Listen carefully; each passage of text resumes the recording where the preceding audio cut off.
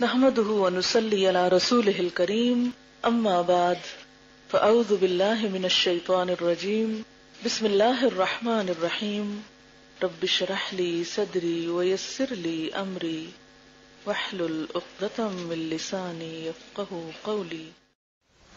معزز خواتین، السلام علیکم ورحمۃ اللہ وبرکاتہ. ہمارا آج کا موضوع محرم الحرام کے بارے میں ہے. محرم الحرام اسلامی کیلنڈر کا پہلا مہینہ ہے. محرم کا لفظی معنی ہے حرمت والا. سال میں کل 12 مہینے ہوتے ہیں. مہینوں کی یہ تعداد اللہ تعالیٰ کی مقرر کردہ ہے. اسلامی کیلنڈر کے مہینے اور اسلامی سال انسانوں کا بنایا ہوا نہیں ہے. قرآن پاک میں آتا ہے ان عدت الشہور عند اللہ 12 شہرا فی کتاب اللہ یوم خلق السماوات والارض منها 4 حرم ذلك الدین القیم فلا تظلموا فیہن انفسکم وقاتلوا المشرکین کافۃ کما یقاتلونکم کافۃ وَاعْلَمُوا أَنَّ اللَّهَ مَعَ الْمُتَّقِينَ. مہینوں کی تعداد جب سے اللہ نے آسمانوں اور زمین کو پیدا کیا اللہ کے نوشتے میں 12 ہی ہے. ان میں سے 4 مہینے حرام ہیں. یہی ٹھیک ضابطہ ہے. لہذا ان 4 مہینوں میں اپنے اوپر ظلم نہ کرو اور مشرکوں سے سب مل کر لڑو جس طرح وہ سب مل کر تم سے لڑتے ہیں. اور جان رکھو کہ اللہ متقیوں ہی کے ساتھ ہے. تو اس سے کیا پتہ چلتا ہے کہ زمین و آسمان کی تخلیق کے وقت ہی وقت کی تخلیق بھی ہو گئی تھی، یا وقت کی تقسیم بھی مہینوں کی شکل میں ہو چکی تھی. اس آیت میں جہاں 12 مہینوں کا ذکر کیا گیا وہاں 4 حرمت والے مہینوں کا بھی ذکر ہے. 4 حرمت والے مہینے کون سے ہیں؟ رجب، ذوالقعدہ، ذوالحج اور محرم. ان میں سے 3 مہینے تو وہ ہیں جن میں حج کے قافلے جاتے اور آتے ہیں اور حج ہوتا ہے. عموماً حج کے لیے لوگ ذوالقعدہ میں نکلتے، ذوالحج میں حج ہوتا اور محرم میں واپس آتے. حج کے اس فریضے کی ادائیگی کی وجہ سے ان مہینوں کو حرمت والا قرار دیا گیا. یہ ایک طرح سے پورے ملک عرب میں جنگ بندی کا اعلان ہوا کرتا تھا کہ ان مہینوں میں کوئی کسی کے ساتھ جنگ نہیں کرے گا تاکہ اللہ کے گھر جانے والے قافلے امن اور اطمینان کے ساتھ جا کر امن سے اپنے گھروں کو لوٹ سکے. ان 3 کنزیکٹیو منتھس کے علاوہ رجب کا مہینہ عام طور پر عرب اس میں عمرہ کیا کرتے تھے. ہمارے ہاں تو زیادہ تر رواج رمضان میں جانے کا ہے، ان کے ہاں روایت تھی رجب میں جانے کی. اس مہینے کو بھی حرام قرار دیا گیا. جب اسلام آیا، نبی صلی اللہ علیہ وسلم دنیا میں تشریف لائے تو آپ نے ان مہینوں کی حرمت برقرار رکھی اور ان میں جنگ کرنا منع قرار پایا. لیکن ساتھ ہی یہ فرمایا فَلَا تَظْلِمُوا فِيهِنَّ أَنفُسَكُمْ، ان مہینوں میں اپنی جان پر اپنے آپ پر ظلم نہ کرو. وَقَاتِلُوا الْمُشْرِكِينَ كَافَّةً، اور مشرکوں سے سب مل کر لڑو. کما یقاتلونکم کافہ، جیسے وہ تم سے سب مل کر لڑتے ہیں. اشارہ ہے اس بات کی طرف کہ اگر تمہارا دشمن اس مہینے میں تم پر چڑھائی کرے تو تم بھی جواباً حملہ کر سکتے ہو. عام طور پر تو جنگ کی اجازت نہیں تھی، لیکن اگر کوئی تم پر جنگ مسلط کرتا ہے تو پھر یہ نہ دیکھو کہ یہ حرام مہینے ہیں یا حرمت والی جگہ ہے.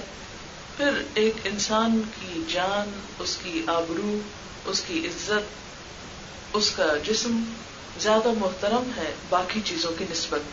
جیسا کہ نبی صلی اللہ علیہ وسلم نے حجۃ الوداع کے موقع پہ فرمایا، لوگوں یہ کون سی جگہ ہے، لوگوں یہ کون سا مہینہ ہے، لوگوں یہ کون سا دن ہے. ان سب سوالوں کے جواب میں لوگوں نے عرض کیا حرمت والی جگہ، حرمت والا مہینہ، حرمت والا دن.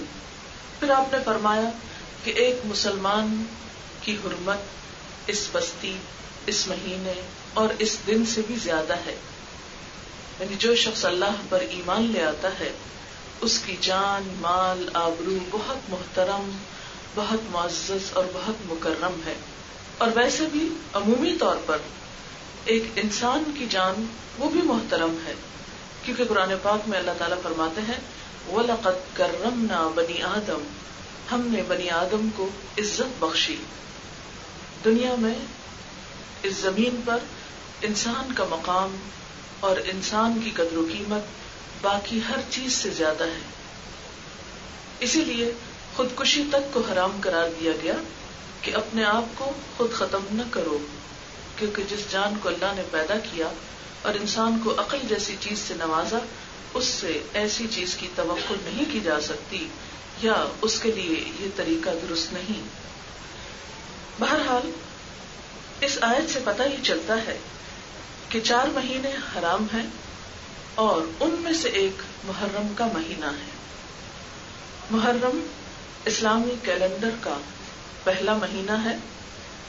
اسلامی کیلنڈر کی ابتدا حضرت عمر رضی اللہ تعالی عنہ کے زمانے میں ہوئی. سنہ ہجری کا پہلا مہینہ محرم ہے.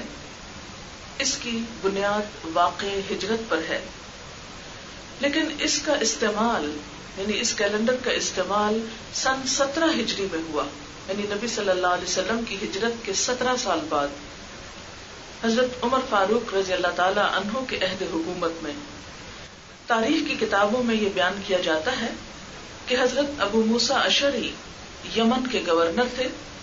ان کے پاس حضرت عمر رضی اللہ تعالی عنہ کے فرمان آتے جن پر کوئی تاریخ درج نہیں ہوتی تھی. اس سے یہ نہیں پتا چلتا تھا کہ پہلے کون سا حکم آیا یعنی سرکاری حکم اور بعد میں کون سا آیا، کیونکہ ڈاک کا انتظام بھی اس وقت ابھی ایسا منظم نہ تھا کہ اس کی کسی سٹیمپ کے ذریعے پتا چلتا. اس پر 17 ہجری میں حضرت ابو موسیٰ اشعری کے توجہ دلانے پر حضرت عمر فاروق نے صحابہ کرام کو اپنے ہاں جمع فرمایا اور ان کے سامنے یہ مسئلہ رکھا. سب نے باہم تبادلہ خیال کیا اور سب نے اس بات پر اتفاق کیا کہ اسلامی کیلنڈر کی ابتدا واقع ہجرت سے ہونی چاہیے. اور یاد رکھیے کہ ہجرت کا واقعہ ماہ محرم کے ابتدا میں پیش آیا. 13 نبوی کہتے ہیں اس سن کو جب نبی صلی اللہ علیہ وسلم کو نبوت ملی. 13 نبوت کے ذوالحج کے بالکل آخر میں مدینہ منورہ کی طرف ہجرت کا منصوبہ طے ہوا اور اس کے بعد جو چاند طلوع ہوا وہ محرم کا تھا. یہ روایت فتح الباری جو صحیح بخاری کی شرح ہے اس میں بیان کی گئی ہے. ہم دیکھتے ہیں کہ دنیا کے دوسرے ادیان میں یا مذاہب میں یا کلچرز میں جو کیلنڈر استعمال ہوتا ہے عموماً اس کی بنیاد کسی ان کے بڑے لیڈر کے یوم ولادت یا وفات وغیرہ کے مطابق ہوتی ہے. مثال کے طور پر آپ دیکھیے کہ مسیحی سن کی بنیاد حضرت عیسیٰ علیہ السلام کا یوم ولادت ہے، اسی لیے اس کے آخر میں جب سن لکھتے ہیں تو حمزہ لکھتے ہیں این، یہ اشارہ ہے عیسوی کی طرف، حضرت عیسیٰ علیہ السلام کی طرف. یہودی اپنا سن حضرت سلیمان علیہ السلام کی تخت نشینی کے ایک پرشوکت واقعے سے رکھتے ہیں. اسی طرح بکرمی سن یعنی ہندوؤں کا جو ہے یہ راجہ بکرما جیت کی پیدائش کی یادگار ہے. رومی اپنا سن سکندر فاتح اعظم جو بہت مشہور بادشاہ تھا اس کی پیدائش سے رکھتے ہیں. اسی طرح باقی مذاہب میں بھی ایسے ہی کچھ واقعات کیلنڈر کی بنیاد بنتے ہیں، لیکن اسلام اس لحاظ سے بہت ممتاز ہے کہ اس کے کیلنڈر کا آغاز اور ابتدا تاریخ کے ایک عظیم الشان واقعے ہجرت سے ہوئی. ہجرت کیا ہے؟ اللہ کی راہ میں اپنا مال، گھر بار، وطن، ہر چیز چھوڑ دینا، کیونکہ انسان کے بعد انسان کا دین اور ایمان سب سے قیمتی چیز ہے جس کی بنیاد پر اس کی آخرت کے بننے یا بگڑنے کا انحصار ہے.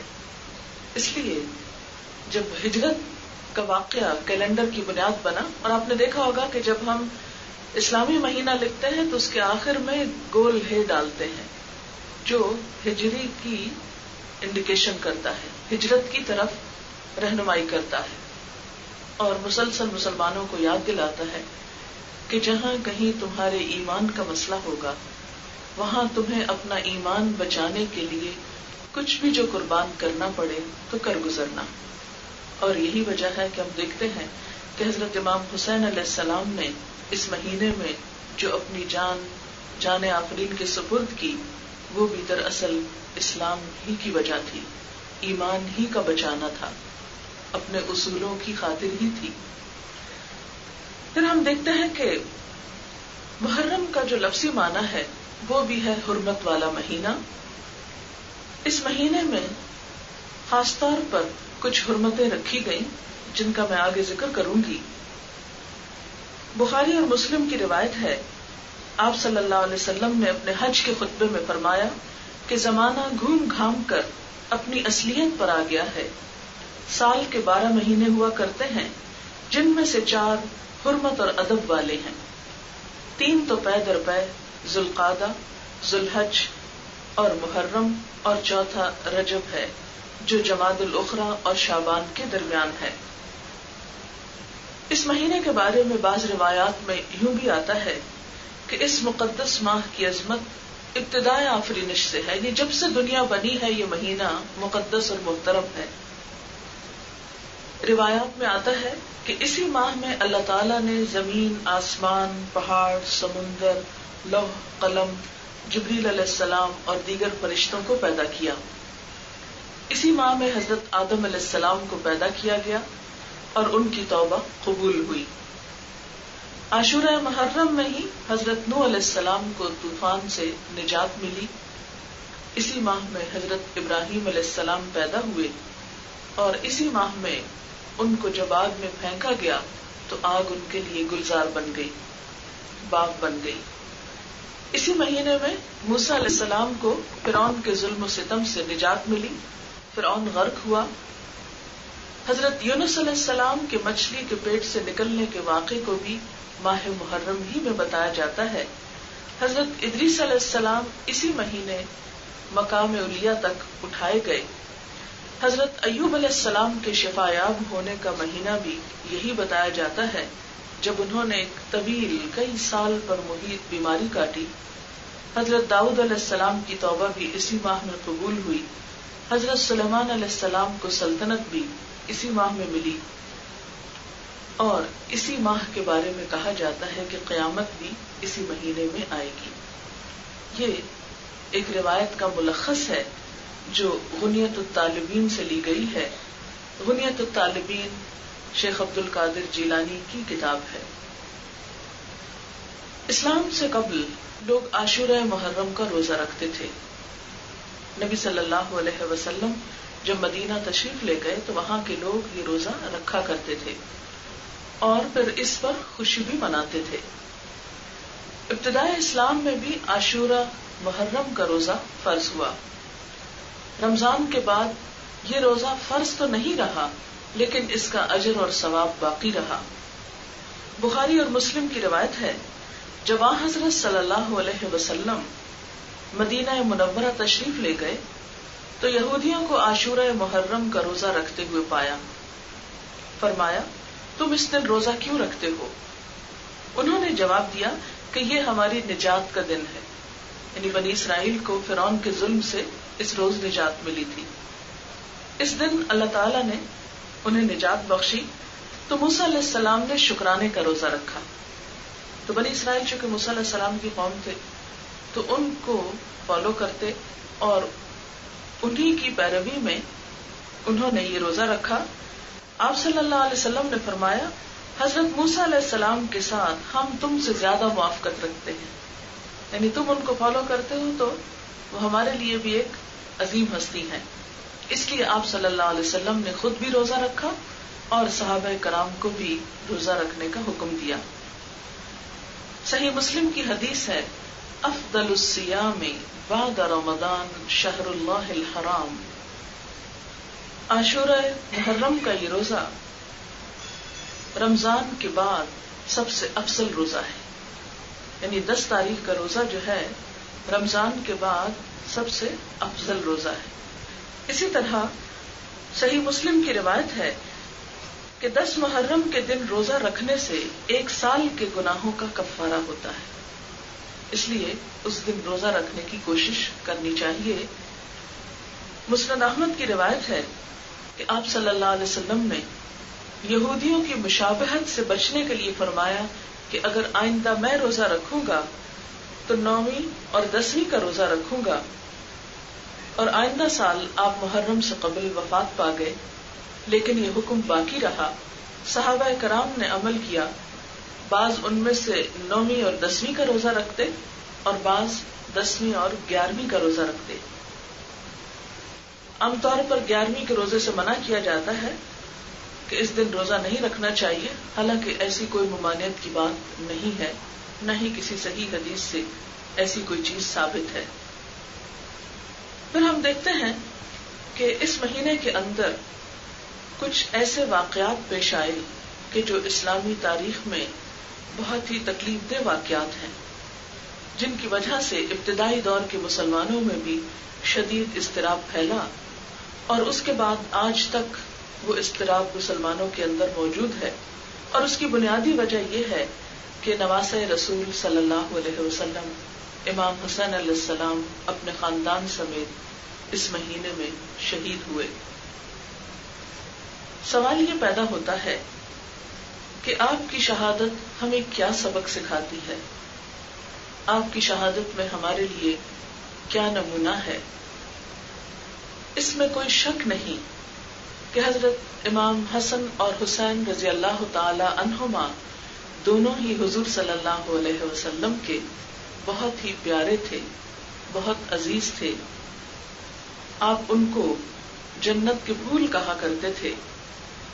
حضور صلی اللہ علیہ وسلم جب مسجد نبوی میں نماز کی امامت کرایا کرتے، اور اگر کبھی ان میں سے کوئی ایک آپ کی پشت پر بیٹھ جاتا، جیسے عام طور پہ بچوں کی عادت ہوتی ہے کہ سجدے میں جاتے ہوئے وہ انجوائے کرتے ہیں پیٹھ پہ بیٹھنے کو، تو آپ صلی اللہ علیہ وسلم اس وقت تک سجدے سے سر نہ اٹھاتے جب تک کہ وہ بچے خود اپنی مرضی سے اٹھ نہ جاتے، حالانکہ آپ کے پیچھے لوگوں کی ایک بڑی تعداد ہوتی جو نماز پڑھ رہی ہوتی تھی، اور وہ سب بھی آپ کے سر مبارک اٹھانے کا انتظار کیا کرتے تھے. اس سے پتہ چلتا ہے کہ نبی صلی اللہ علیہ وسلم کو ان سے کتنی محبت تھی. حضرت فاطمہ رضی اللہ تعالی عنہا کی محبت بھی کوئی ڈھکی چھپی بات نہیں. آپ جب حضور صلی اللہ علیہ وسلم کے گھر تشریف لاتی تو آپ کھڑے ہو کر ان کا استقبال فرماتے، ان کی پیشانی چوم لیتے، اور آپ صلی اللہ علیہ وسلم نے ان کو اپنے دنیا سے جانے کے بعد سب سے پہلے آ کر ملاقات کی بشارت دی، جو سچ ثابت ہوئی. اس سانحے میں جو بھی ظلم و ستم ہوا وہ بھی تاریخ کی مختلف روایات میں ہمارے سامنے ہے. ہم ہر سال اس کا تذکرہ پڑھتے ہیں، سنتے ہیں، لیکن بات یہ ہے کہ یہ سارے واقعات ہمارے لیے ایک بڑا گہرا سبق رکھتے ہیں. اور وہ سبق کیا ہے کہ اسلام کی راہ میں، دین کی راہ میں کوئی بھی چیز جو قربان کرنی پڑے اس کی قربانی سے گریز نہ کیا جائے. اگر سر کٹانا پڑے تو وہ بھی خوشی سے دیا جائے. پھر آپ دیکھیے کہ حضرت امام حسین کا مقابلہ دشمنوں سے نہیں تھا، یعنی کافروں سے نہیں تھا، مسلمانوں سے ہی تھا. اور مسلمانوں کے اندر کچھ ایسا اضطراب ہوا، کچھ غیروں کی ڈالی ہوئی ایسی غلط فہمیاں تھی کہ جن کی بنا پر 2 گروہ آپس میں ٹکرا گئے. تو اس سے کیا پتہ چلتا ہے کہ اگر دین کے راستے پر چلنے میں اپنے مسلمان بھی رکاوٹ بنے تو ان کی رکاوٹ کو بھی قبول نہیں کرنا چاہیے. ہمیشہ حق اور اصول ہی کا ساتھ دینا چاہیے. آج ہم اپنے معاشرے میں دیکھتے ہیں کہ اگر ہمارے اپنے ہی گھر کے اندر ہمارے بہن بھائی یا ہمارے شوہر ہمارے کسی دینی عمل کو پسند نہ کریں تو ہم فوراً ہی ہار مان بیٹھتے. آج تو بلکہ حال یہ ہو گیا ہے کہ اسلام پر عمل کرنے میں سب سے پہلی مخالفت گھروں سے ہی شروع ہوتی ہے. گھر والے ہی پسند نہیں کرتے کیونکہ مجموعی طور پر ماحول اس طرح کا ہو چکا ہے کہ جس سے اسلام دن بدن اجنبی ہوتا چلا جا رہا ہے. اسلام زندہ ہوتا ہے ہر کربلا کے بعد، اسی طرح آج اگر ہم چاہتے ہیں کہ اسلام زندہ ہو، اسلامی روایات زندہ ہوں، تو یہ اسی صورت میں ہو سکتی ہیں جب ہم قربانی دینا سیکھیں. واقعہ کربلا سراسر قربانی کا سبق ہے. اور قربانی، ابھی قربانی کی عید بھی ہم نے کچھ عرصہ پہلے، 1 مہینہ پہلے منائی ہے. حضرت ابراہیم علیہ السلام کا اپنے بیٹے کو ذبح کر دینا اور نواسہ رسول صلی اللہ علیہ وسلم کا اپنی گردن کٹا دینا، یہ سب کچھ کیا معنی رکھتا ہے؟ حضرت ابراہیم علیہ السلام نے بھی ایک خواب کے آنے پر، ایک اشارہ پانے پر اپنے ہی بیٹے کے گلے پر چھری کیوں رکھ دی؟ اس کے پیچھے کیا غرض تھی؟ کیا مقصد تھا؟ کیا معنی تھا؟ یہی نا کہ جو اللہ چاہے وہی سب سے مقدم ہے. اگر اللہ تعالیٰ کو یہ پسند ہے کہ میں اپنا بیٹا اس کے نام پر ذبح کر ڈالوں، اپنے ہاتھ سے چھری پھیر دوں، تو میں اس سے بھی پیچھے نہیں رہوں گا. آج ہم میں سے کتنے ہیں جو اللہ کے دین کے لیے، اسلام کی خاطر اپنے بچوں کو اسی طرح قربان کرنے کا جذبہ رکھتے ہوں؟ نبی صلی اللہ علیہ وسلم نے فرمایا تھا کہ میری امت پر ایک وقت ایسا آئے گا کہ جب غیر قومیں اس کی طرف اس طرح چڑھ دوڑیں گی کہ جس طرح بھوکے دسترخوان پر ٹوٹ پڑتے ہیں. لوگوں نے عرض کیا، یا رسول اللہ صلی اللہ علیہ وسلم، کیا اس وقت ہم تعداد میں کم ہوں گے؟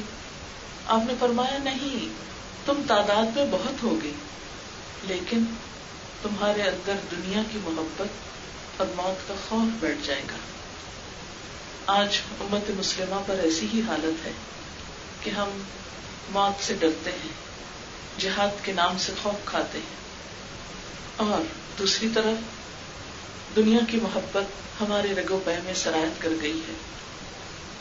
ہم میں سے بہت سے لوگ دین کا، قوم کا، وطن کا جب نام لیتے ہیں تو اس میں بھی بسا اوقات صرف اپنے مفادات ہوتے ہیں. ہمارے ہاں یہ روایت بہت کثرت سے عام ہوتی جا رہی ہے کہ ہم اپنے ذاتی فائدوں کی خاطر قوم کو نقصان پہنچا دیتے ہیں، جبکہ قومیں وہی ترقی پاتی ہیں جہاں فرد خود کو اجتماعیت کے فائدے پر، اکثریت کے فائدے پر قربان کرنا سیکھے. مجاہد اگر جہاد نہ کرے، فوجیں اگر آگے بڑھ کر نہ لڑے، تو ہزاروں لوگوں کی زندگیاں خطرے میں ہوں. ایک فوج کیوں لڑتی ہے؟ کیوں اپنی جان کا سودا کرتی ہے؟ اس لیے کہ وہ دوسرے ہزاروں لاکھوں لوگوں کی زندگی کو بچانے کا عزم رکھتی ہے، اپنے دین کو بچانے اور اپنے رب کا نام بلند کرنے کی نیت رکھتی ہے.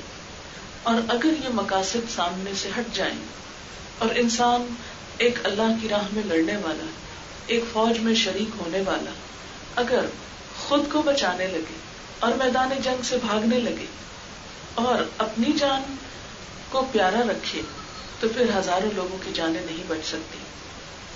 جتنی دفعہ بھی جنگ ہوئی اور جب بھی پاک فوج نے مختلف محاذوں پر قربانیاں کی، اور خاص طور پر 65 کی وار سب کے سامنے ہے، تو آپ دیکھیں کہ کچھ لوگوں نے اپنی جانوں کی قربانی کر کے باقی قوم کو بچایا. یہ جذبہ جب تک کسی قوم کے اندر زندہ ہو کہ انسان اصولوں کی خاطر، اپنے دین کی خاطر، ایمان کی خاطر بڑی سے بڑی قربانی کر سکتا ہو، تو ایسی قومیں ناقابل تسخیر ہوتی ہیں. لیکن اگر اس کے برعکس خدا نہ خواستہ اپنی جان پیاری ہو جائے، جہاد کا جذبہ ٹھنڈا پڑنے لگے اور خود کو بچانے کے لیے قوموں کو قربان کر دیا جائے، تو ایسی قربانی انسان کی دنیا اور آخرت دونوں کے لیے نقصان دہ ہو سکتی ہے. محرم کا لفظ حرمت والا ہے، حرمت والے سے نکلا ہے. آج آپ دیکھیے کہ اس مہینے میں ہم کون سے نیکی کے ایسے کام ہیں کہ جو کرنے کا عزم رکھتے ہوں. کتنی حرمتیں ہیں جو ہمارے معاشرے میں پامال ہو رہی ہیں اور ہم ان حرمتوں کا لحاظ رکھتے ہوں. ہم سب کو اس بات پر سوچنا ہوگا، غور کرنا ہوگا. ہمارے معاشرے میں لوگوں کے باہمی تعلقات، ان میں جان کی حرمت، مال کی حرمت اور عزت و آبرو کی حرمت ہر مسلمان کے لیے دوسرے مسلمان پر حق ہے. اگر ہم ان تینوں کا باری باری جائزہ لیں اور اس حرمت والے مہینے کے اعمال میں، کیونکہ نیا سال شروع ہو رہا ہے اور نئے سال کے آغاز میں اگر انسان کچھ اچھی باتوں کا عزم اور ارادہ کرتا ہے خود کو سنوارنے کے لیے، انفرادی طور پر بھی اور اجتماعی طور پر بھی، تو یہ قدم بقدم انسان کا ترقی کی طرف بڑھتا ہے. اس وقت میں خاص طور پر بات کروں گی ان 3 حرمتوں کے بارے میں کہ جن کو اللہ کے رسول صلی اللہ علیہ وسلم نے ایک مومن کا جان اور مال اور عزت جو ہے وہ مکہ مکرمہ کی حرمت سے زیادہ اہم قرار دیا، اور ان کی خاطر مرنے والے کو، جان دینے والے کو شہید قرار دیا گیا. جو اپنی جان بچاتے ہوئے، جو اپنا مال بچاتے ہوئے، جو اپنی عزت بچاتے ہوئے قتل ہو جائے، مار دیا جائے، وہ شہادت کا رتبہ پاتا ہے. اس سے پتہ چلتا ہے کہ ان چیزوں کی حفاظت کتنی ضروری ہے. آپ دیکھیے کہ جہاں تک جان کی حرمت کا تعلق ہے، کس قدر افسوس کے ساتھ کہنا پڑتا ہے کہ ہم مسلمانوں کے اندر بہت سے قتل کے واقعات اس طرح دکھائی دیتی. کسی دن کا کوئی اخبار لے لیجیے، اردو کا لے لیجیے، انگریزی کا لے لیجیے، عید کے دن کا لے لیجیے یا رمضان کے پورے مہینے کا لے لیجیے یا محرم کا لے لیجیے، کہیں کا بھی لے لیجیے، کوئی دن ایسا نہیں پائیں گے سال کے 365 دنوں میں سے کہ جب کوئی نہ کوئی شخص بے گناہ قتل نہ ہو ہمارے ملک کے اندر. ہم نے یہ ملک اسلام کے نام پر لیا تھا، لیکن یہاں مسلمان کی جان ہی محفوظ نہیں. مسلمان کا خون اس طرح بہا دیتا ہے گویا کچھ مسئلہ ہی نہ ہو، یا کسی جانور یا کسی بکرے کو ذبح کرنا ہو. وہ بھی انسان کسی موقع اور کسی فائدے اور کسی ضرورت کے لیے کرتا ہے، لیکن انسان کو مار کر انسان کیا حاصل کرتا ہے؟ ہمیشہ کا نقصان کر دیتا ہے. ہمارے معاشرے میں بسا اوقات مال کی وجہ سے قتل ہوتے ہیں، بسا اوقات عزت آبرو کی وجہ سے قتل ہوتے ہیں، بسا اوقات بے وجہ قتل کر دیے جاتے ہیں کہ غصہ کسی اور پر ہے اور بم کہیں اور جا کے پھینکا کہ جس کی وجہ سے بے گناہ معصوم شہری مارے گئے جن کا کوئی قصور نہ ہو. اور پھر آپ دیکھیے کہ ہم نے ہندوؤں سے یہ ملک جو الگ لیا تھا، کس لیے؟ اس کا نام کیا رکھا؟ اسلامی جمہوریہ پاکستان. پھر ہمارے اعمال انسانی حرمت اور انسانی جان کی حرمت کے بارے میں اتنے غیر ذمہ دارانہ کیوں ہیں؟ آخر اس کی وجہ کیا ہے؟ ہم میں سے ہر وہ شخص جو دل رکھتا ہے، جو احساس رکھتا ہے، اسے اس کے بارے میں سوچنا چاہیے. اور اسی میں آپ دیکھیے کہ بے شمار خواتین سال کے دوران بے وجہ موت کے گھاٹ اتار دی جاتی ہیں. بہت سے چولہا پھٹنے کے واقعات آپ سنتے ہیں کہ جو دراصل چولہا نہیں پھٹا ہوتا، وہ تیل پھینک کر مار دیا جاتا ہے، جلا دیا جاتا ہے. کل پرسوں میں ایک اخبار کی کٹنگ پڑھ رہی تھی.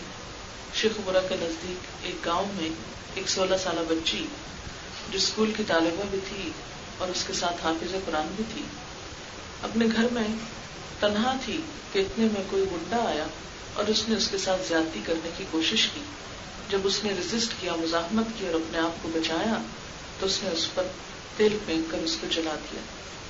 جلی ہوئی حالت میں ہسپتال کے اندر آہیں بھرتی رہی، دلدوز چیخیں مارتی رہی، اور کسی طرح اس نے اخبار کے ایک کالم نویس کو خط لکھا اور اس میں بہت سی فریادیں کہ جنہیں پڑھ کر آنسو کنٹرول نہیں کر سکتا انسان.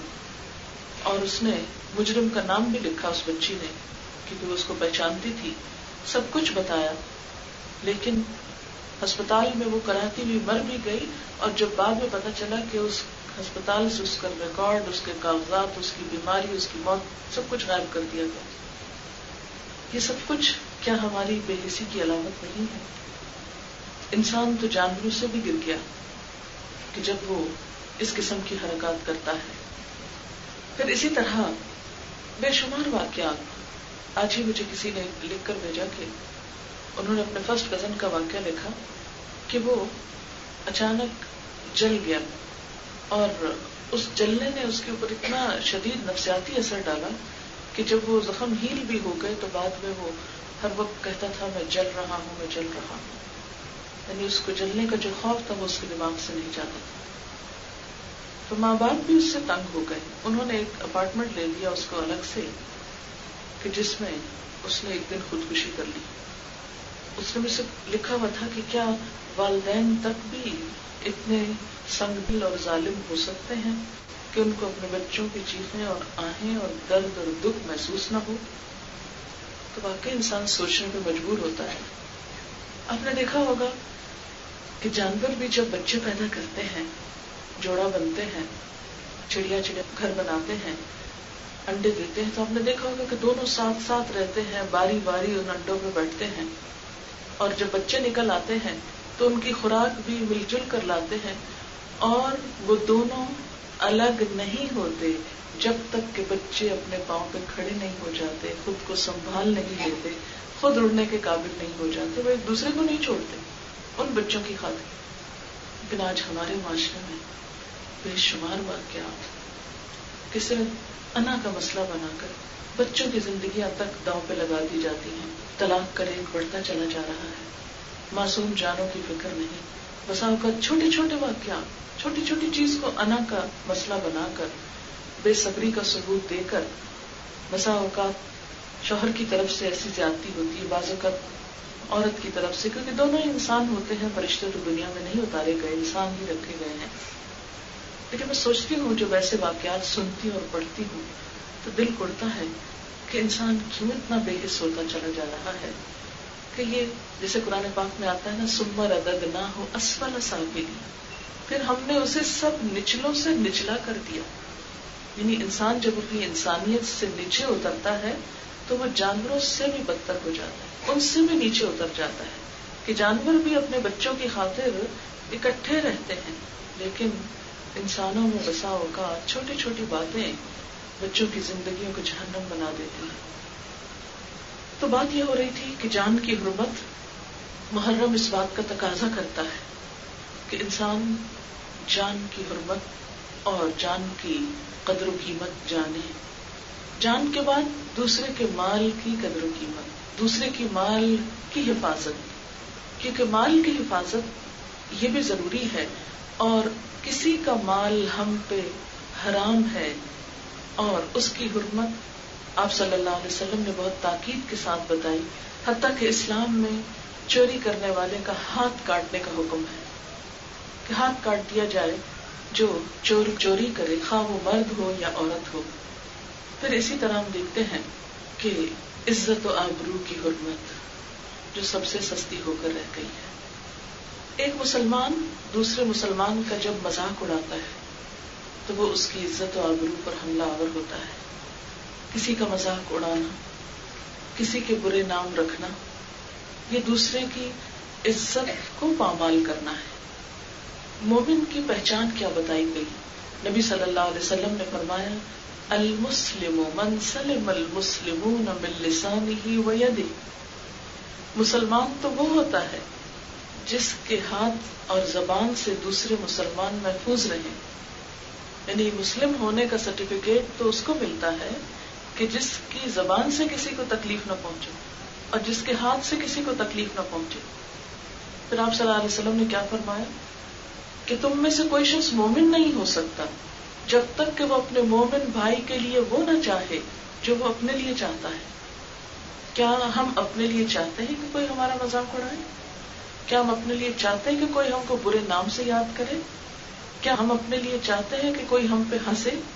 ہم چاہتے ہیں کہ کوئی ہماری بے عزتی کرے؟ ہم چاہتے ہیں کہ کوئی ہمیں بھری محفلوں میں رسوا کرے؟ اپنے لیے ہم کبھی نہیں چاہیں گے. لیکن ایسا کیوں ہے کہ ہم دوسروں کی عزت و حرمت کا لحاظ اور پاس نہیں رکھتے؟ غیبت کیوں حرام کی گئی؟ بہتان لگانا، الزام لگانا کیوں حرام قرار پایا؟ غیبت کو زنا سے بدترین بتایا گیا. یعنی زنا کو سب برا کہتے ہیں، آپ صلی اللہ علیہ وسلم نے غیبت کو اس سے بھی بڑی برائی قرار دیا. لیکن بہت سے لوگ جو بظاہر پاک دامن کہلاتے ہیں لیکن اس بات کا لحاظ نہیں رکھتے کہ وہ اپنی نجی مجلسوں میں بیٹھ کر، اپنے کلوز سرکلز میں بیٹھ کر کس کس کا مذاق اڑاتے ہیں، کس کس کی برائی کرتے ہیں، کس کس کو بے وجہ تنقید کا نشانہ بناتے ہیں. نبی صلی اللہ علیہ وسلم سے جب غیبت کی تعریف پوچھی گئی کہ غیبت کیا ہوتی ہے تو آپ نے فرمایا ذکرک اخاک بما یکرہ، تمہارا اپنے بھائی کا ذکر اس انداز میں کرنا کہ وہ سنے تو ناپسند کرے، جو اس کو اچھا نہ لگے. بسا اوقات ہم کسی کے سامنے تو بہت خوشامد کرتے، بہت اچھی طرح آپا کہہ کے پکاریں گے، باجی کہیں گے، کچھ اور بولیں گے، لیکن پیچھے اس انداز سے نام لیتے ہیں کہ اگر وہی شخص سنے تو دوبارہ ہماری شکل نہ دیکھے. بعض اوقات ایک مجلس میں کچھ لوگ بیٹھے ہوتے ہیں، بہت اچھی طرح ایک دوسرے سے بات کرتے ہیں، بظاہر بہت کائنڈ اور بہت کیئرنگ نظر آتے ہیں، لیکن جو ہی ان میں سے ایک اٹھتا ہے تو سارے ہاتھ دھو کے اس کے پیچھے پڑ جاتے ہیں اور ہر قسم کی برائیاں اس میں سے چن کر اس کو بدنام کرنے کی کوشش کرتے ہیں. تو کوئی بھی ایسی چیز کہ جو کسی کی ذات کے بارے میں، کسی کی شکل و صورت کے بارے میں، کسی کے جسمانی سائز کے بارے میں، کسی کے حال حلیے اور لباس کے بارے میں ناگوار انداز میں کی جائے، یہ سب کچھ غیبت میں شمار ہوتا ہے اور اس کو حرام قرار دیا گیا ہے. ایک شخص نے آپ صلی اللہ علیہ وسلم سے پوچھا کہ اگر وہ بات اس شخص کے اندر ہو، یعنی میں سچ کہہ رہا ہوں کہ وہ شخص ہے ہی ایسا، یعنی ایک عیب اگر کسی کے اندر ہے تو یہ بھی برائی ہوگی. آپ نے فرمایا کہ ہاں یہی تو غیبت ہے، اور اگر وہ نہیں تو تم اس پر بہتان لگا رہے ہو، جو اس سے بھی زیادہ شدید بات ہے. بہتان لگانے سے انسان کی زندگی بھر کی نیکیاں برباد ہو سکتی ہیں. نبی صلی اللہ علیہ وسلم نے فرمایا کسی شخص کے جھوٹا ہونے کے لیے اتنا ہی کافی ہے کہ وہ ہر سنی سنائی بات کو آگے بیان کر دے.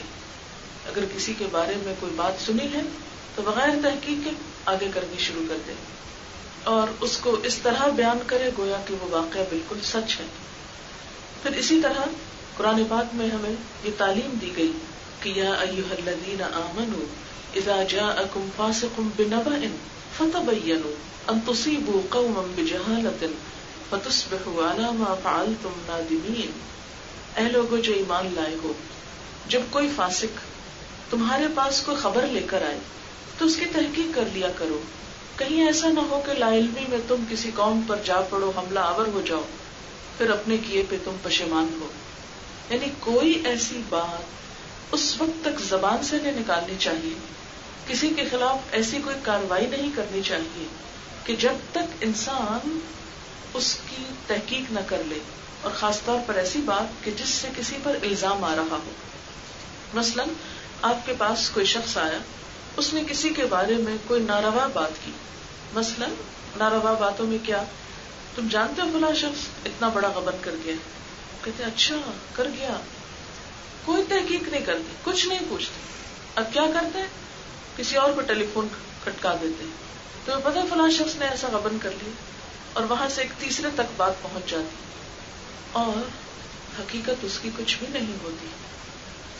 ایسی باتوں میں عموماً لوگ بہت دلچسپیاں بھی لیتے ہیں اور بہت شوق سے سنتے ہیں اور بہت شوق سے سناتے ہیں، لیکن یہ نہیں جانتے کہ ایسی باتیں انسان کے اعمال کو ضائع کرنے والی، اور جس کے اوپر الزام تراشی ہو رہی ہے اتنی ساری نیکیاں اس تک منتقل کرانے کی کوشش ہے.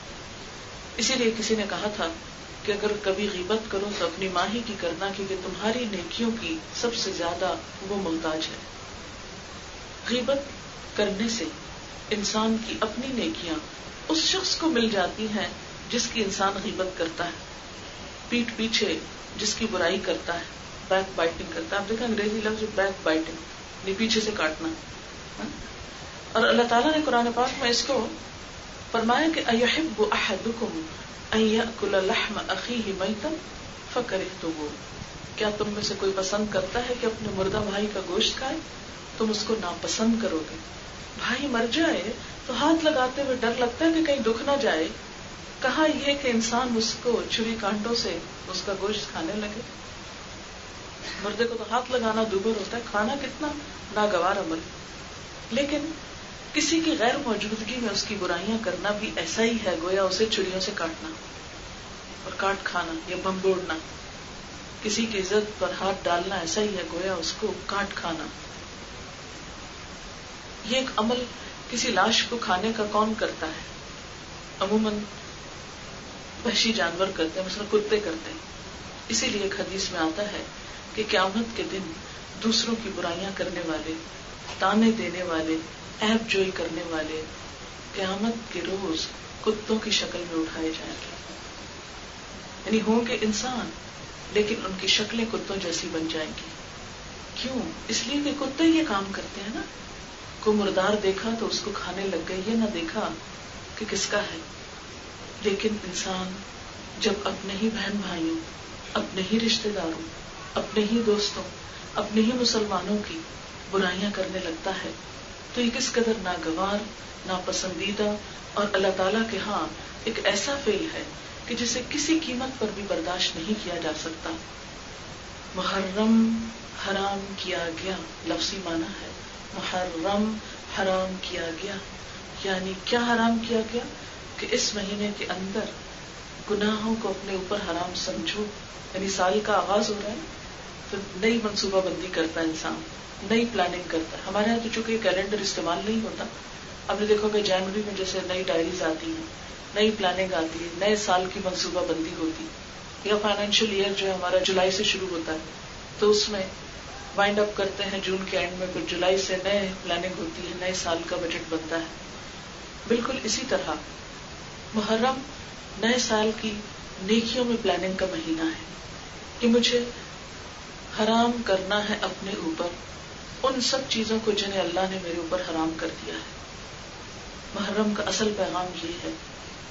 صرف اتنا کافی نہیں کہ اسلام کی راہ میں جان دینے والے شہیدوں کے اوپر ہم صرف غم کا اظہار کریں، اس لیے کہ وہ تو اپنے عظیم الشان منزلوں اور مقاصد اور مقامات تک پہنچ گئے.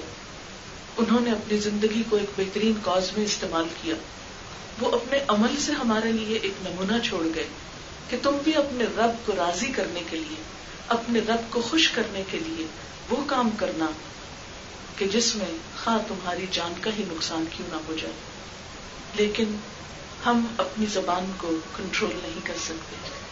ہم اپنے دل میں دوسروں کے بارے میں بدگمانی اور برے خیال لانے کو کنٹرول نہیں کر سکتے. تو جو شخص اپنے نفس کو کنٹرول نہیں کر سکتا وہ جان کہاں دے سکتا ہے. محرم حرام کیا گیا، حرمت والا. ہمیں ان حرمتوں کا لحاظ اور پاس کرنا ہے جو اللہ تعالیٰ نے ہمارے لیے مقرر کی ہے. ان کاموں کو اختیار کرنا ہے جن کو اللہ تعالیٰ نے ہمارے لیے پسند کیا. چغلی جو دوسروں کو لڑانے کے لیے، فساد ڈالنے کے لیے، تعلقات کو بگاڑنے کے لیے، یہ بھی حرام کردہ چیزوں میں سے ایک چیز ہے. تو گویا کس کس چیز کو ہم نے اپنے اوپر حرام کرنا ہے. اور آج کی اس مجلس میں بھی اگر ہم اپنے گھر چھوڑ کر یہاں پر آ کر بیٹھے ہیں تو یہ بھی ایک رسم نہ ہو، ایک روایت نہ ہو اور محض ایک یادگار نہ ہو کہ ہم نے محرم کے مہینے میں ایک مجلس قائم کی. یہ بھی دراصل اس نیت کے ساتھ ہونی چاہیے کہ ہم یہاں سے اٹھیں تو اپنے لیے کوئی نہ کوئی عمل کی بات ضرور لے کر اٹھیں. اور اس میں اگر آج ہم یہی عہد کر لیں کہ میں آج سے ان سب کو معاف کرتی ہوں جنہوں نے میرے ساتھ کوئی زیادتی کی ہو. ایک بزرگ تھے، ان کے پاس صدقہ کرنے کو کچھ اور نہیں تھا. انہوں نے کہا تصدقت بعرضی، میں اپنی عرض، اپنی عزت کو صدقہ کرتا کہ آج تک اگر کسی نے میرا کوئی دل دکھایا، میرے خلاف کوئی بات کی، مجھے ستایا، میں ان سب کو معاف کر کے وہ صدقہ کرتا. یعنی اپنا بدلہ نہیں لیتا، بدلہ نہ لینے کا صدقہ کرتا. ہم بھی عہد کریں کہ اگر کسی نے ہمارے ساتھ زیادتی کی کبھی تو ہم بھی تو کسی کے ساتھ زیادتی کرنے والے ہو سکتے ہیں. یہ نہیں ہے کہ ہم معصوم فرشتے ہیں کہ ہم سے کبھی کسی کے ساتھ کوئی ناروا بات نہ ہوئی ہو. اگر کسی نے ہمارے ساتھ کوئی ایسی چیز کی جو ہم کو ناگوار گزری تو ہم نے بھی زندگی میں کئی ایسی باتیں کہی ہوں گی، ہماری زبان سے بھی کسی کے لیے دل آزاری کے لفظ نکلے ہوں گے. تو کیا ہم اپنے لیے نہیں چاہتے کہ اللہ ہم کو معاف کر دے؟ قرآن پاک میں اللہ تعالیٰ فرماتے ہیں الا تحبون ان یغفر اللہ لکم، کیا تم پسند نہیں کرتے کہ اللہ تم کو معاف کر دے؟ اگر تم پسند کرتے ہو کہ اللہ تم کو معاف کر دے تو تم دوسروں کو معاف کرنا سیکھو. نمبر 1 یہ کہ ہم اپنے دلوں کو دوسروں کے خلاف بدگمانیوں، نفرتوں اور ان چیزوں سے نکالیں. اس لیے کہ جب ہم کسی سے نفرت کرتے ہیں اس کا تو کچھ نہیں بگڑتا، کیونکہ ہر نفع نقصان اللہ کے ہاتھ، مگر ہم کم از کم اپنے آپ کو ضرور نقصان دیتے ہیں. کس طرح؟ اپنا دل کالا کر کے، میلا کر کے. یعنی اگر کوئی میلی چیز ہمارے ہاتھ میں ہے اور دراصل ہم کسی کے لیے لے جا رہے ہیں تو اس سے پہلے کہ وہ کسی تک پہنچے وہ خود ہمارے اپنے ہاتھ میں ہوتی ہے. اس لیے اپنے دل کو چمکانے کے لیے، اپنے بھلے اور اپنے فائدے کے لیے ہم اپنے دل سے کھرچ کر نکالتے ہیں ان باتوں کو جو کسی کے لیے بھی ہمارے اندر کوئی نیگیٹو تھنکنگ کے طور پر ہے. دلوں کو بڑا کر لیں، اس لیے کہ جنت کی وسعتیں زمین و آسمان کے برابر ہیں. اس کے باسی وہی ہو سکتے ہیں جن کے دل بڑے ہوں. وہاں ان وسیع جنتوں کا مالک بننے کے لیے بڑے دل والا ہونا ضروری ہے، اور جو بھی بڑا دل رکھے گا وہ معاف آسانی سے کر سکتا ہے. اس کے لیے معاف کرنا کسی کو مشکل کام نہیں. اور جب ہمارا دل دوسروں کے لیے اچھا ہو جائے گا، گمان اچھا ہو جائے گا، تو باقی قباحتوں سے ہم خود بچ جائیں گے. پھر کسی کا مذاق اڑانا، برے نام رکھنا، بدگمانی کرنا، تجسس کرنا، غیبت کرنا، چغلی کرنا، الزام تراشی کرنا، ان عادتوں سے خود بخود چھٹکارا ہوتا جائے گا. اور جب ان عادتوں سے چھٹکارا ہوگا تو حقیقت میں ہم اللہ کے پسندیدہ بندے ہوں گے اور محرم کا پیغام سمجھنے والے ہوں گے. یعنی مسلمان کی حرمت کا پاس رکھنے والے، جسے اللہ نے معزز بنایا ہے، اللہ تعالیٰ کے اس منصوبے کا ساتھ دینے والے ہوں گے. مومن کے صحیح معیار پر پورے اترنے والے. اور جب تک ان صفات کی نفی ہمارے اندر سے نہیں ہوتی تو دراصل ہم اپنا ہی نقصان کرتے ہیں. اور اس کی مثال ایسے ہی ہے اپنی نیکیاں دوسروں کو دینے کی، کہ ہم اپنا ایک ایسا اکاؤنٹ رکھتے ہوں لیکن اس کی چیک بک کسی اور کے پاس ہو، وہ جب چاہے اس میں سے کیش کروا لے. نیکیوں کے بینک میں نیکیاں ڈال رہے ہیں جبکہ انہیں کیش دوسرے کرواتے جا رہے ہیں، جن کا ہم برا چاہتے ہیں اور جن کو ہم برا سمجھتے ہیں، جن سے ہم نفرت کرتے ہیں، جن کو ہم بدنام کرنا چاہتے ہیں، جن سے ہم کوئی انتقام لینا چاہتے ہیں. دراصل ان سے انتقام کی بات تو بعد میں ہوگی، لیکن اپنی نیکیوں سے ہاتھ دھونا اور اپنے لیے آخرت کے امن کے راستے مسدود کرنا، یہ پھر ہمارے حصے میں نہ آئے. میری اللہ تعالیٰ سے دعا ہے کہ ہم اس مہینے کی حرمت کو سمجھیں، اس کے پیغام کو سمجھیں اور اپنی زندگی کو بدلنے کا عزم کریں. تو میں خلاصہ بیان کروں گی کہ اسلامی کیلنڈر کا پہلا مہینہ، اسے اللہ تعالیٰ نے پہلا بنایا، اس کی حرمت اللہ تعالیٰ نے بنائی، نبی صلی اللہ علیہ وسلم نے باقی رکھی. اور اس مہینے کا روزہ 9ویں 10ویں کا رکھنا افضل ہے. اگر کسی وجہ سے 2 دن کا رکھنا مشکل ہو تو کم از کم 10ویں کا روزہ رکھنے کی نیت. اور اسی طرح حضرت امام حسین رضی اللہ تعالیٰ عنہ کے واقعے سے قربانی کا سبق، اور قربانی میں سب سے پہلے اپنی انا قربان کرنا، دوسروں کو معاف کرنا اور اپنی زبان، اپنے دل، اپنے خیالات کو ان چیزوں سے پاک کرنا جو انسانی تعلقات کی خرابی کا باعث بنتے ہیں، تاکہ ہمارے لیے یہ دنیا کی زندگی باہمی تعلقات کے اچھا ہونے کی وجہ سے ایک جنت بن جائے. کیونکہ شہیدوں کے لیے بھی جنت اسی لیے ہے کہ وہ جان دیتے ہیں. تو جو اپنے نفس کو کنٹرول کر سکے، اپنے نفس کے شر کو ذبح کر سکے، انشاءاللہ ان کے لیے بھی کوئی جنت کے دروازے کھلے گی. شرط یہ ہے کہ ہم عمل کرنے والے ہوں. جی کوشچن ہے کوئی تو کر لیجیے. عمل میں اور نیت میں پاکیزگی اور اخلاص اور یہ سب چیزیں کیسے پیدا ہوتی ہیں نا؟ جس طرح مادی چیزوں کا میلا ہونا ہوتا ہے، ایسے ہی دل بھی میلے ہو جاتے ہیں نا، روح پر بھی دھبے پڑ جاتے ہیں، نیتیں بھی بعض اوقات پھسلنے لگتی ہیں. تو جس طرح اس گلاس کو دھونے کے لیے پانی چاہیے اور ڈٹرجنٹ چاہیے، اسی طرح دل کو دھونے کے لیے بھی کچھ چاہیے. دل کو دھونے کا بہترین طریقہ جو ہے وہ کلام الہی ہے، اللہ تعالیٰ کا قرآن ہے. قرآن پاک میں بھی اور حدیث پاک میں وحی الہی کو یعنی قرآن کو بارش سے تشبیہ دی گئی. جس طرح بارش آتی تو پورا ماحول دھل جاتا ہے، ہر چیز پہ پڑتی ہے. بالکل اسی طرح قرآن پاک زندگی کے ہر موضوع، ہر بات، ہر چھوٹی بڑی چیز پر انسان کی رہنمائی کرتا ہے. جب انسان قرآن پاک سے ایک تعلق قائم کرتا ہے تو یقیناً دلوں کی صفائی ہوتی ہے. نبی صلی اللہ علیہ وسلم نے فرمایا کہ دلوں کو زنگ لگ جاتا ہے جیسے لوہے کو زنگ لگتا ہے. تو صحابہ کرام نے پوچھا کہ لوہے کا زنگ دور کرنا تو ہم جانتے ہیں، دلوں کا زنگ کیسے دور کریں؟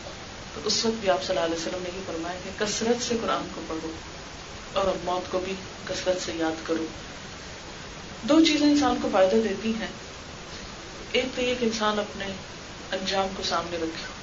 دنیا کے کامیاب انسانوں کا جب تجزیہ کیا گیا کہ ان کی کامیابی کی کیا وجوہات تھیں تو ان میں سے ایک بڑی وجہ یہ بتائی گئی کہ وہ اپنے انجام کو دیکھ کر آغاز کرتے ہیں کسی کام کا، یعنی انجام کو سامنے رکھ کر آغاز. اور عام روزمرہ زندگی میں بھی ہم دیکھتے ہیں کہ مثلاً اگر ہم گلاس کہیں رکھنے لگے تو پہلے یہ دیکھیں گے کہ سرفیس کیسی ہے اور پھر انجام دیکھ کے اتنے ہی زور سے رکھیں گے اس کو. اسی طرح کسی بھی کام، مثلاً فرش اگر چکنا ہے تو ہم قدم رکھنے سے پہلے احتیاط کریں گے.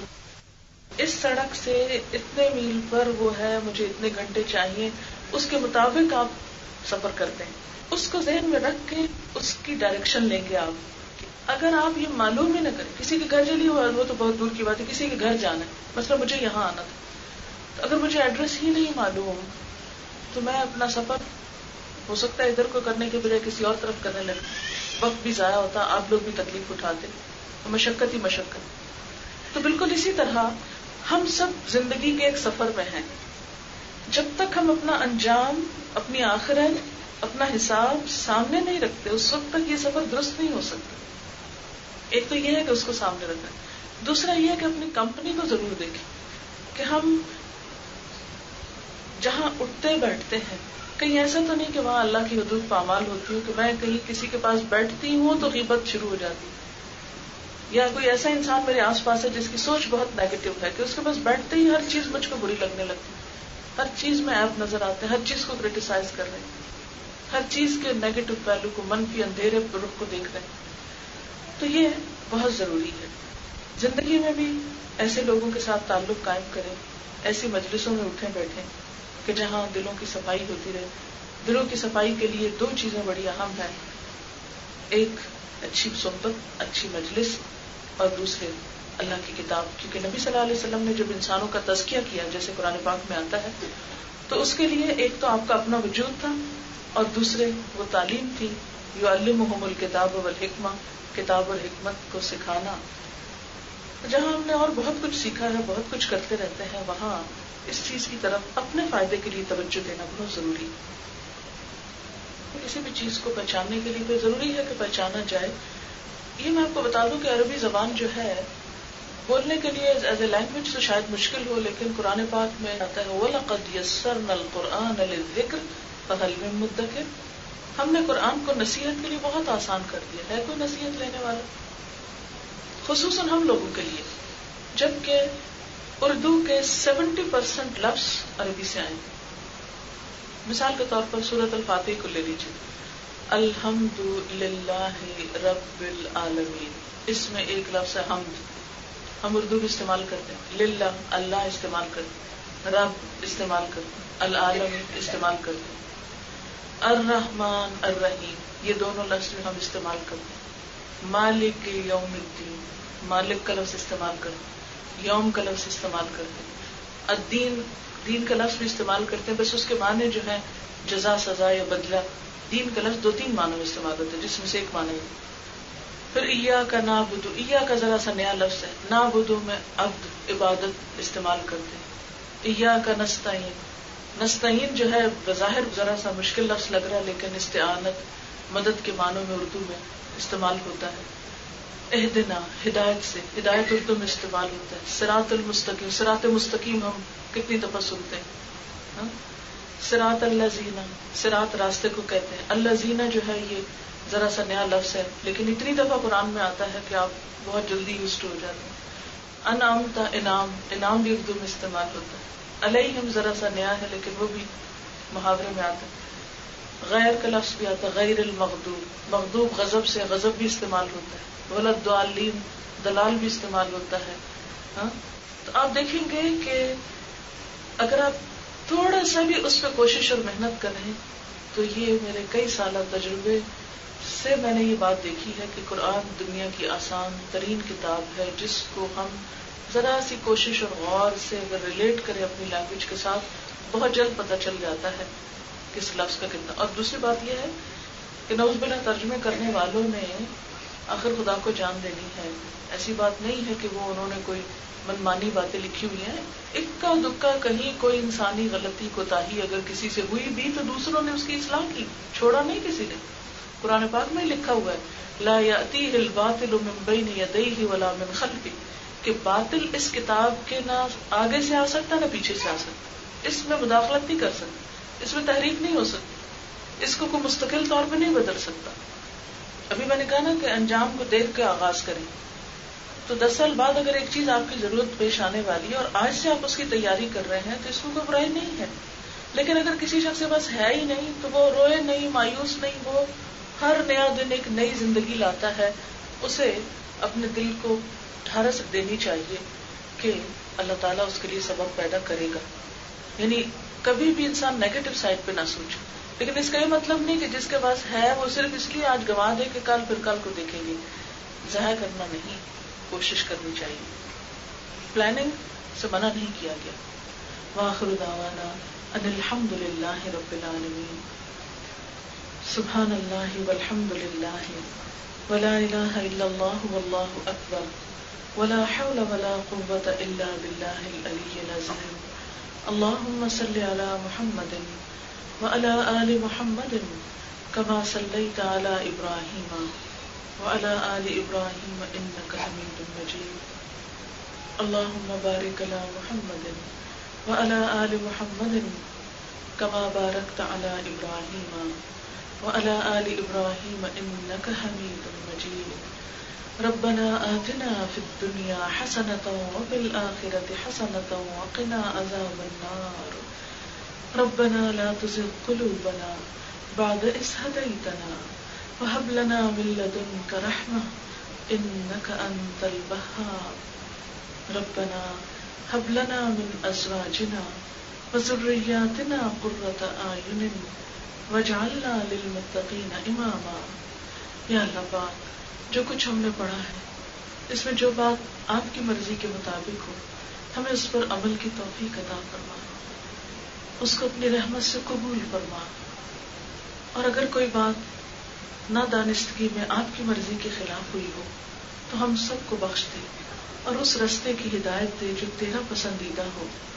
یا اللہ ہمیں زندگی کے اس امتحان میں کامیاب فرمانا، ہمیں اپنی کتاب اور اپنے حبیب محمد صلی اللہ علیہ وسلم کی زندگی سے بہترین رہنمائی نصیب فرما.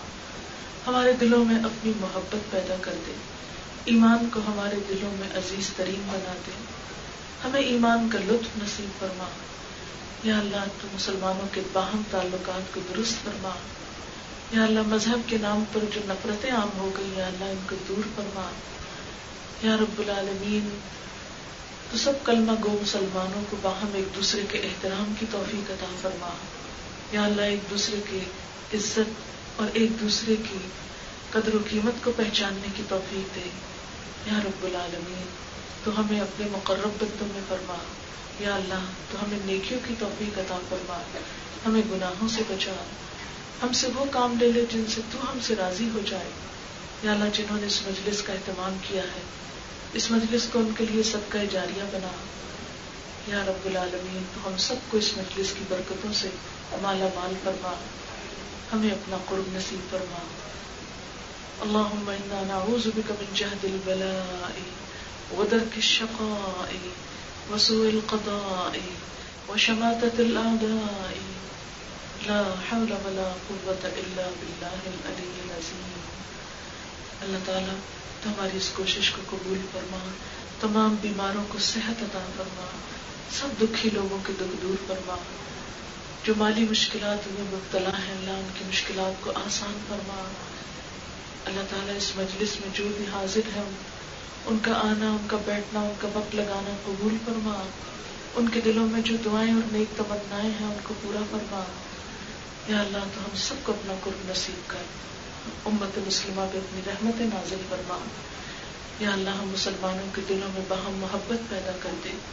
ربنا تقبل منا انك انت السميع العليم وتب علينا انك انت التواب الرحيم. وصلى الله تعالى على خير خلقه محمد وعلى آله وأصحابه وأهل بيته أجمعين برحمتك يا أرحم الراحمين. إلهي آمين. سبحانك اللهم وبحمدك نشهد أن لا إله إلا أنت نستغفرك ونتوب إليك. والسلام علیکم ورحمۃ اللہ وبرکاتہ.